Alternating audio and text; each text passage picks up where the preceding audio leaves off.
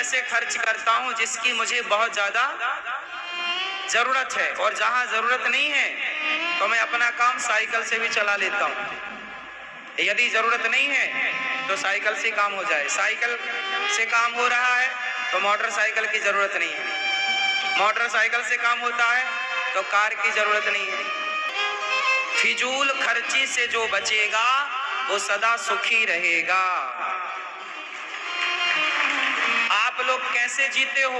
दिखावे की जिंदगी है। अरे तो आप बड़े हैं, गाड़ी और बंगला ही आपके पास है तो ये कोई बड़ी बात नहीं, हाँ या ना? अच्छे विचार वाले बनो, समाज की हेल्प करो, काम आओ।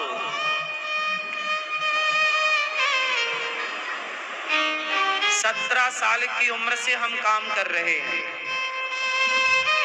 जब हमारी 17 साल की आयु थी तब से हम कार्य कर रहे हैं। आज 33 साल की आयु है, 33। 17 साल की एज से काम स्टार्ट किया, आज 33 साल की आयु में पहुंचे हैं। और इतनी आयु में इतना कार्य जो हुआ है वह कार्य एक इंसान नहीं कर सकता, ये कार्य भगवान ही कराना चाहते हैं। कैसा हो, समाज को प्रेरणा मिले तो भगवान ने कराया सो हुआ, वरना किसी व्यक्ति के वश का ये कार्य। अब सोचिए, बड़ी बड़ी रसोइयां चलती हैं, बड़े बड़े लंगर चलते हैं तो उसमें बड़े बड़े उद्योगपतियों का हाथ होता है। कोई बहुत बड़ा उद्योगपति नहीं, आप सब भक्तों के 10 रुपए 20 रुपए 1000 2000 5000 लाख से काम हो जाता है, जो आप जरा जरा सहयोग करते हैं। अब आप जितने लोग यहाँ बैठे होंगे, आप अपनी अंतरात्मा से पूछ लीजिए कि आपने कितना सहयोग किया है। बस इसी सहयोग से कार्य होता है। आपने दिया तो आपका भला, आपने नहीं दिया तो आपका भला का कार्य है, आप सहयोग करते हैं। और यही सेवाएं वर्षों से चल रही हैं, आज से नहीं, वर्षों से चलती चली आ रही है। इसलिए आपसे मेरी प्रार्थना है, सेवा ईश्वर ने आपको 2 पैसा दिया है तो वो भले काम के लिए दिया है, उसका व्यर्थ थूक दिया ना तो ये अपमान हुआ ना। इसलिए व्यर्थ का फिजूल, ये भी फिजूल खर्चा है। क्यों नहीं जीना? देखा देखी, हमारा पड़ोसी बहुत बड़ा आदमी है तो बना रहे हैं, भगवान से बनाए रहो। हम हर व्यक्ति अपने अपने भाग्य का खाता है। मेरा पड़ोसी अपने भाग्य का खा रहा है और मैं अपने भाग्य का खा रहा हूं। और आप, हाँ, कोई किसी का भाग्य छीन नहीं सकता, कोई किसी का भाग्य बदल। इसलिए किसी से ईर्ष्या मत करो, किसी से द्वेष मत करो। कोई बड़ा आदमी है उसे जलो मत, ईश्वर का धन्यवाद दो, किसने कोई पुण्य किया होगा। अब आपको भी अच्छे कार्य करना है ताकि आप भी सदा के लिए सुखी रहें। और धनवान कौन होता है? धनवान वही हो जो धनवान है, जरूर इन्होंने किसी जन्म में इन्होंने खूब दान पुण्य किया होगा। बिना दान के व्यक्ति धनवान नहीं होता, आप मानो ना मानो। इसलिए कहते तुम्हारे ऋषि मुनि, थोड़ा दान करो, दान करो, दान करो। दान करने से व्यक्ति की कभी दुर्गति नहीं होती। पक्षी के पीने से जैसे नदी का पानी कम नहीं होता, ऐसे दान करने से कभी धन कम नहीं होता, धन बढ़ता ही बढ़ता है। लोग समझते नहीं, इसलिए दान करना चाहिए। कमाई का 5% 2% दान में लगाओ।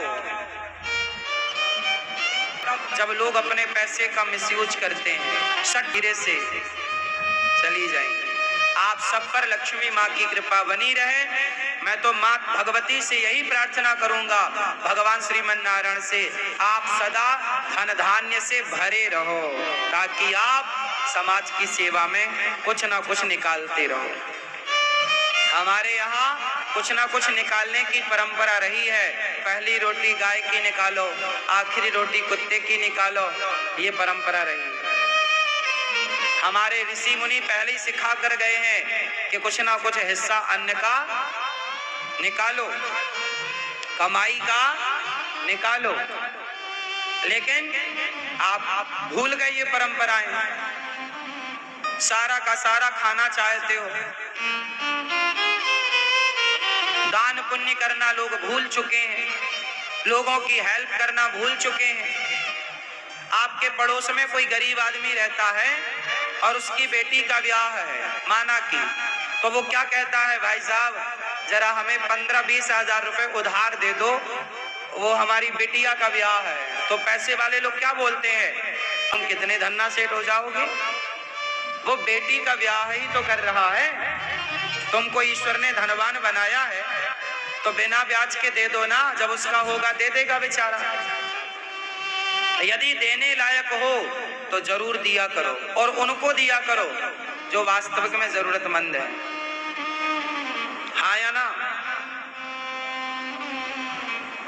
भला करते रहो, जो भला करता है कोई माई का लाल उसका बाल भी बांका नहीं कर सकता। ईश्वर रक्षक, कोई आपका बिगाड़ नहीं सकता। हाँ, भला करने वाले का भला भगवान करते हैं, लाख कोई बिगाड़े बिगाड़ ना पाएगा। लोगों की दुआएं लो, बद्दुआओं से बचो। किससे बचना है? जोर से, बद्दुआओं से बचो। और क्या लो? दुआएं। हमारा गांव है रेउझा, मध्य प्रदेश में, नर्मदा माँ के तट पर एक शहर है जबलपुर। जबलपुर के पास एक छोटा सा स्थान है सिहोरा। सिहोरा के पास मझौली रोड में विष्णु वाराह मंदिर है, वहाँ उस रोड में एक छोटा सा गांव है रेउझा। वहाँ की माटी में हम पले बढ़े, वहाँ हमारा बचपन गुजरा है।